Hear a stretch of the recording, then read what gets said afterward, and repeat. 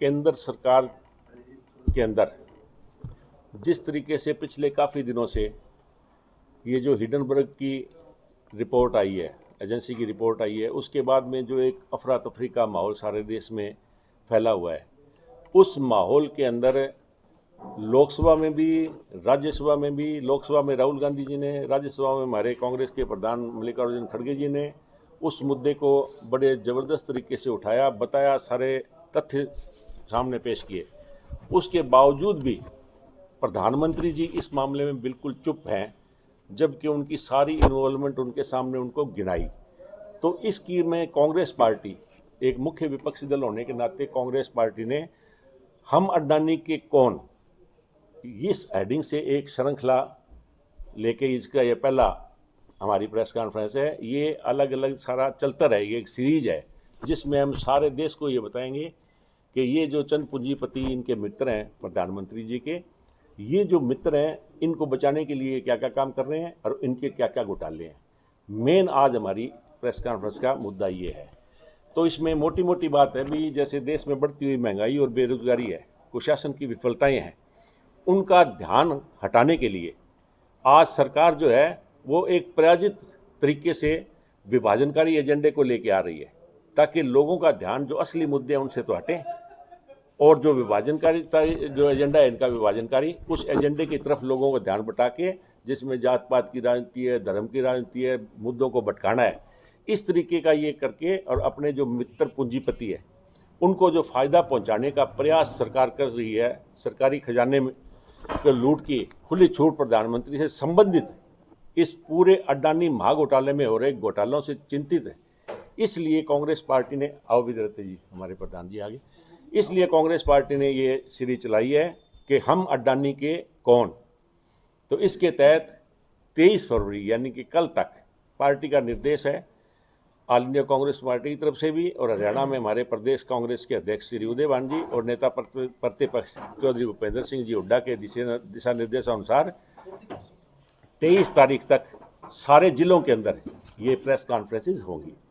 और इस press conference का मेन हमारा करने का मुद्दा ये है कि जैसे मैंने आपको बताया कि राहुल जी ने, मल्लिकार्जुन खड़गे जी ने जो बात कही, उन तथ्यों को हटा दिया गया, रिकॉर्ड से हटा दिया गया, एक्सपंज कर दिया गया। तो उसके बाद हमारे पास सिर्फ एक ही चारा है कांग्रेस पार्टी, क्योंकि मुख्य विपक्षी पार्टी है। तो अब मुख्य विपक्षी पार्टी है तो लोग सिर्फ कांग्रेस की तरफ देख रहे हैं। इसलिए कांग्रेस ने ये सारा बनाया कि हम हर एक ज़िले में प्रेस के माध्यम से ये सारी बातें लोगों के बीच में लेके आएंगे। इसमें मोटे मोटे जो हमारे पॉइंट है, इसमें ये है कि देशवासी ये जानना चाहते हैं कि कैसे एक सदिगंध, जिसके ऊपर एक क्वेश्चन मार्क लगाया है, साख वाला समूह जिस पर टैक्स हेवन देशों से संचालित विदेशी सेल कंपनियों के संबंधों का आरोप है, भारत की संपत्तियों का एकाधिपत्य स्थापित कर रहा है और हम सब सरकारी एजेंसियां या तो कोई कार्रवाई नहीं कर पा रही या इन सदिग्ध गतिविधियों को और सुगम बनाने में इनको मदद कर रही है। ये मेन आज देश के सामने समस्या है। तो देश के लोग जानना चाहते हैं प्रधानमंत्री के एक मित्र पूंजीपति को विश्व के दूसरे सबसे अमीर व्यक्ति बनाने में मदद क्यों की, और वे इस गंभीर अंतर्राष्ट्रीय खुलासे को पर चुप क्यों है, प्रधानमंत्री जी से पूछना चाहते हैं। दूसरा हमारा ये कहना है कि कोई भी व्यक्ति दुनिया के अंदर 690 नंबर पर दूसरे नंबर पर जाए, हमें कोई एतराज़ नहीं, लेकिन हिंदुस्तान के अंदर निसंदेह सरकार के प्रायोजित निजी एकाधिकार के खिलाफ है, क्योंकि जनता के हितों के विरुद्ध होते हैं। विशेष तौर पर हम टैक्स हेवन देशों के आपत्तिजनक संबंधों, धोखाधड़ी और भ्रष्टाचार के आरोप से घिरे एक खास व्यक्ति द्वारा हमारी अंतर्राष्ट्रीय सद्भावना और राष्ट्रीय संसाधनों का लाभ उठाने हुए एकाधिपत्य स्थापित करने, इसके खिलाफ है, ना कि हम इसके खिलाफ हैं भी कोई आदमी 601 नंबर से 1 या 2 नंबर पर क्यों पहुंच गया। इसका जवाब देश की जनता जानना चाहती है, केंद्र सरकार। दूसरा हमारा सबसे मेन मुद्दा आज ये है कांग्रेस पार्टी का कि जेपीसी का गठन करने में हर्ज क्या है, जबकि ये एक पहला मौका नहीं है कि जेपीसी का गठन ना हुआ हो। आप याद करो कि 1992 के अंदर हर्षद मेहता केस हुआ था, उस वक्त नरसिम्हा राव जी प्रधानमंत्री थे, जेपीसी का गठन हुआ और उसकी सारी जांच हुई। 2001 के अंदर फिर जेपीसी का गठन हुआ केतन पारेख के मामले में, उस वक्त अटल बिहारी वाजपेयी प्रधानमंत्री थे। जब नरसिम्हा राव और अटल बिहारी वाजपेयी प्रधानमंत्री को होते हुए उनको जो अपने निर्वाचित प्रतिनिधियों पर विश्वास या भरोसा था, तो आज नरेंद्र मोदी जी को इनके ऊपर भरोसा क्यों नहीं है, जबकि राज्यसभा और लोकसभा में दोनों में आज इनका अच्छा खासा बहुमत है। फिर जेपीसी का गठन ये क्यों नहीं कर रहे, इसके पीछे कारण क्या है, ये देश की जनता जानना चाहती है और हम प्रधानमंत्री जी से कांग्रेस पार्टी के नाते पूछना चाहते हैं। फिर कुछ ये जो मुद्दे हैं कि इतना बड़ा धोखाधड़ी का मामला आ गया, रिपोर्ट आ गई, इंटरनेशनल लेवल के ऊपर आ गया, फिर ये सेबी क्या कर रहा है, सेबी का रोल जो है वो क्या है, ये सरकार बताए। अब अडानी समूह के खिलाफ स्टॉक हेरफेर के आरोपों में सार्वजनिक होने के बाद शेयरों की कीमतों में गिरावट से उन लाखों निवेशकों को नुकसान पहुंचा जिन्होंने कृत्रिम रूप से बढ़ी हुई कीमतों पर अडानी समूह के शेयरों में निवेश किया था। 24 जनवरी, ये डेट वाइज हम आपको नोट भी देंगे, लेकिन मेन मुद्दा है कि 24 जनवरी और 15 फरवरी 2023 के बीच अडानी समूह के शेयरों के मूल्य 10,50,000 करोड़ रुपए की गिरावट आई।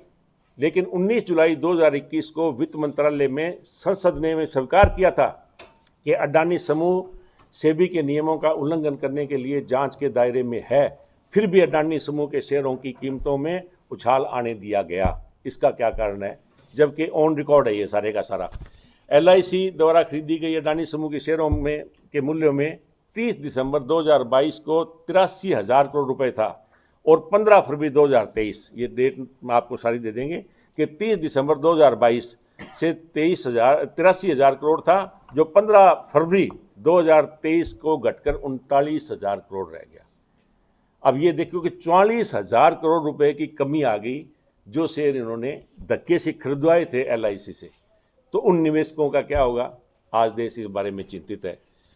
अब 2001 में केतन पारी के घोटाले में सेबी को पता लगा शेयर बाजार में हेरफेर करने के अडानी समूह के प्रमोटरों के साथ दिया समूह पर मौजूदा आरोपों से ये चिंताजनक रूप में समान है। दोनों के सेम केस है, केतन पारी का राजवाड़ा केस, फिर इसकी जांच नहीं।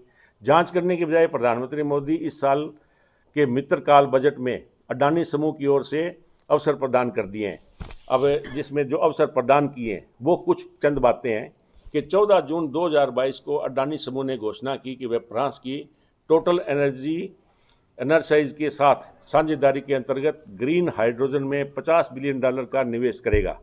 और 4 जनवरी 2023 को ही केंद्रीय मंत्रिमंडल ने 19,744 करोड़ रुपए की लागत के साथ राष्ट्रीय हरित हाइड्रोजन मिशन को मंजूरी दे दी।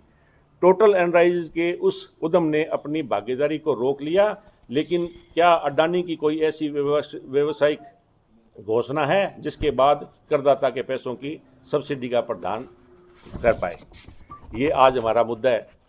फिर दूसरा, 1 फरवरी को अपने मित्रकाल बजट भाषण में वित्त मंत्री निर्मला सीतारमण ने घोषणा की कि अगले चरण में 50 और हवाई अड्डे, हेलीपोर्ट, वाटर एरोड्रम्स को पुनर्जीवित किया जाएगा। इनमें से कितने अडानी को लाभ पहुंचाएंगे? अब एकाधिकार सारा जो है ना, सेंट्रलाइजेशन एक आदमी के हाथ में कर दिया। क्या क्या चीज़ें अडानी को दी, ये भी हम आपको ऑन रिकॉर्ड बताते हैं कि हवाई अड्डे, अडानी समूह बहुत ही कम समय में भारत के हवाई अड्डों का सबसे बड़ा संचालक बन गया।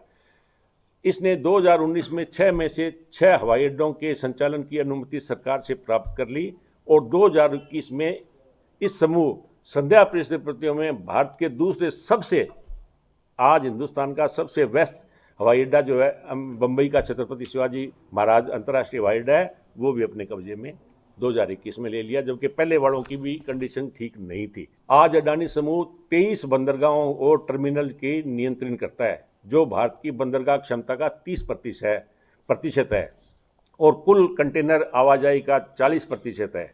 क्या ये राष्ट्रीय सुरक्षा की दृष्टि से विवेकपूर्ण है कि धन शोधन और विदेश की सेल कंपनियों के लेन देन के गंभीर आरोपी का सामना करने वाली एक कंपनी को एक सामरिक क्षेत्र के प्रभुत्व रखने की अनुमति दे दी जाए? क्या ये पॉसिबल है या क्या ये जायज़ है? ये आज भारत की जनता मोदी जी से पूछना चाहती है।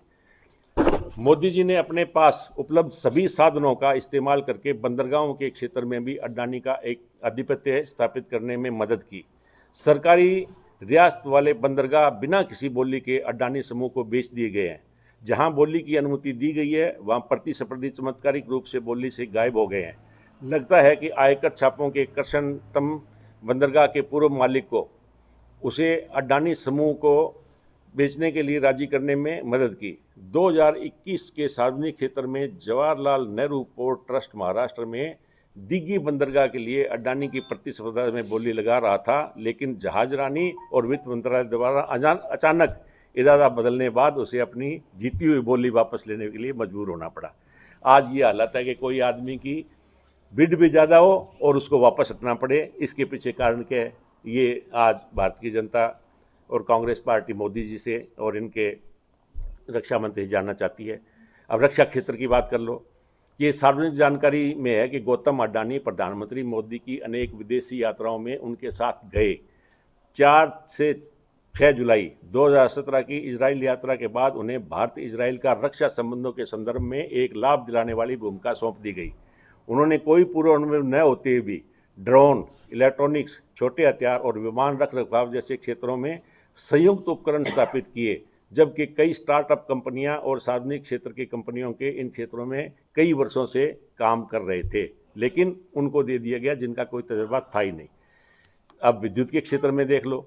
यूपीए ने वर्ष 2010 में सार्वजनिक क्षेत्र की कंपनी एनटीपीसी द्वारा बगैराहाट बांग्लादेश को विद्युत क्षेत्र यूपीए 1320 मेगावाट का थर्मल पावर प्लांट लगाने के लिए एक समझौता ज्ञापन पर हस्ताक्षर किए थे। प्रधानमंत्री बनने के बाद मोदी जी ने अपने मित्रों की मदद करने का निर्णय लिया और 6 जून 2015 को उनकी ढाका यात्रा के दौरान ये घोषणा की गई कि अडानी पावर आगे आ जाओ विजय। अडानी पावर बांग्लादेश को बिजली आपूर्ति करने के लिए झारखंड के गोड्डा में एक थर्मल प्लांट का निर्माण करेगा।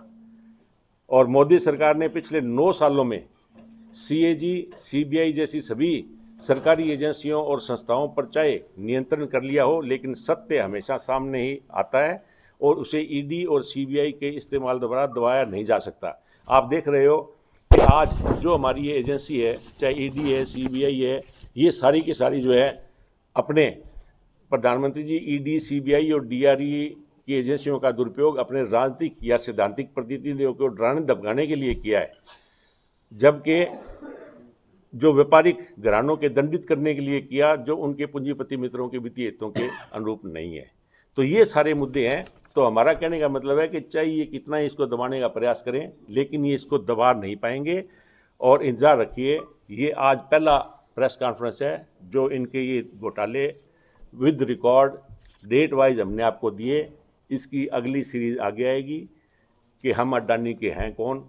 उस सीरीज़ में फिर दोबारा आपको ये सारे जो इसकी एक सीरीज चलेगी, ताकि देश के हर नागरिक को हर घर तक कांग्रेस पार्टी ये पहुंचाने का प्रयास करेगी कि आज देश के अंदर हो क्या रहा है, और जो हो रहा है उसकी सारी की सारी इंक्वायरी रिपोर्ट इंटरनेशनल लेवल के ऊपर एक सारे का सारा उजागर हो गया। अब हिडनबर्ग की जो एजेंसी ने रिपोर्ट दी है, उसके बाद में तो कुछ बचा ही नहीं है छुपाने के लिए। उसके बावजूद भी आज तक मोदी जी एक लफ्ज़ भी नहीं बोले। इसका कारण देश की जनता जानना चाहती है। ये कांग्रेस पार्टी का आज कहना है।